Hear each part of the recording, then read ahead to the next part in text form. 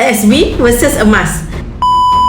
Sesiapa yang memiliki simpanan RM100,000 pada tahun 2021 di dalam ASB, jika simpanan tuan-puan tidak bocor, hari ini simpanan tuan-puan adalah sekitar RM121,500 dengan mengambil kira kadar dividen secara purata 5% setahun. Dan siapa yang menukarkan simpanan RM100,000 pada tahun 2021 itu ke dalam bentuk simpanan emas dengan harga emas pada waktu itu 1 gram RM243, tuan-puan akan dapat sekitar 412 gram emas. Hari ini, emas 412 gram itu telah bernilai sekitar RM226,000 kerana harga emas 1 gram hari ini telah mencecah RM646. Bermakna keuntungan perbezaan adalah sekitar RM104,000. Kedua-dua kaedah simpanan emas dan ASB adalah sama baik. Tetapi di sini, tuan-puan boleh lihat simpanan dalam bentuk emas memberikan keuntungan lebih RM100,000 daripada simpanan dalam bentuk ASB dalam tempoh 5 tahun. Ini menunjukkan simpanan untuk jangka masa panjang adalah lebih baik di dalam bentuk aset emas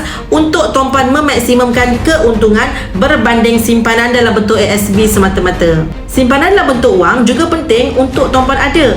Jadi pastikan tuan-puan juga menyimpan di ASB sekurang-kurangnya untuk 3 bulan pendapatan untuk kegunaan kecemasan dan simpanan untuk belanja hangus seperti maintenance dan insurans kereta, yuran sekolah anak dan simpanan untuk kegunaan perayaan seperti Hari Raya. Jadi bagi yang berminat untuk memulakan simpanan emas bersama Public Gold untuk memaksimumkan keuntungan tuan-puan, boleh klik link di bio Safia Sofian, daftar akaun emas gap percuma, saya akan bimbing sebaiknya.